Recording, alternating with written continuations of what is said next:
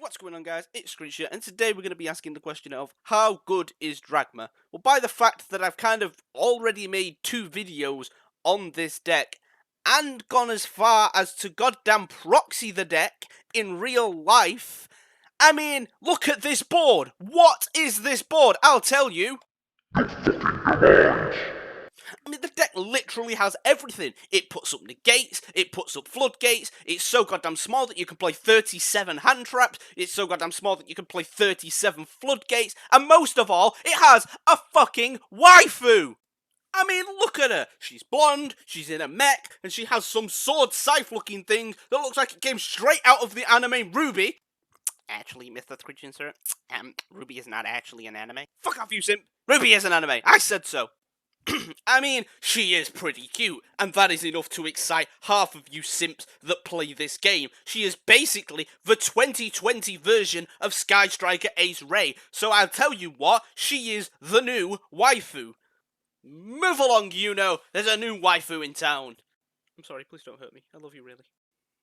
Okay, let's get serious for a minute. The deck isn't exactly tier 0, but here's a good example of me playing through 2 hand traps and still being able to do full combo. Now you can argue that any combo deck in the game can do it if they open up with Crossout Designator and Called By, but my point is that this deck is only as good as the engines you play at the side of it. Playing small 1 or even 2 card engines makes the deck stupidly good, and stupidly consistent.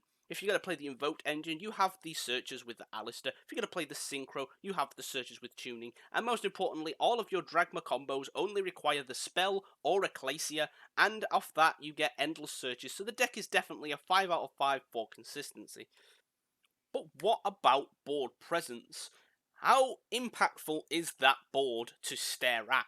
Now, on the initial combo, you will look at this board and think it looks pretty mediocre. You're going to probably end on a Hyper Librarian and a Borreload Savage with an Ecclesia and possibly a Maximus and a bunch of back row, which doesn't look scary to look at. You've got 1 negate and a few back row. However, it's the cards that you search and the combos that you do on your opponent's turn that make this deck fantastic.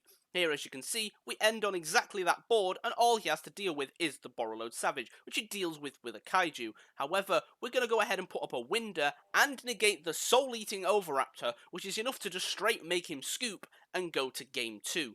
This deck for board presence is a solid 4 out of 5. But what about breaking those boards? How well does this deck do at breaking them big negate boards that are going round? The Adamancipators, the Dinosaurs, the Eldritch. Well, the answer is, again, not very well, unfortunately. The deck struggles to break boards. It is a combo deck, it is made for making boards, but that is where your side deck can come in. You can make the side deck according to the meta to help break boards. Cards like Dark Ruler No More, Nibiru, Evenly Matched, etc. will help with that. Here, as you can see, he puts up a board of UCT Pankatops and a Evil Eye, and we just straight cannot out it. We still manage to do something. Your deck will always be able to do something, but it's never going to be breaking those big boards.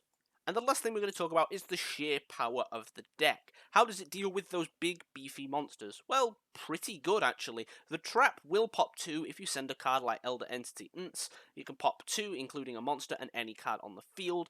That helps deal with big monsters. As well as that, Fleur de Lis does give everything an additional 500 attack every battle phase, and this stacks, so if you go into the grind game, you're going to have some pretty big Dragmas. Maximus Dragma has a 3000 defense, so other than Ecclesia, the deck is fine at dealing with big beatsticks.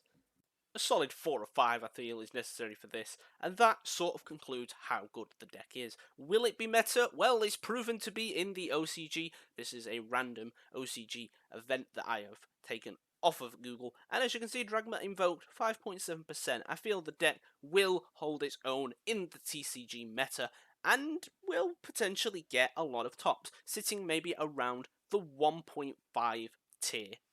Hopefully you enjoyed this video, guys. If you enjoyed Dragma as much as I am currently doing, leave a like, comment, and subscribe for more videos on this channel. We do Yu-Gi-Oh videos 2 to 3 times a week on here. It's been your boy Screech, guys.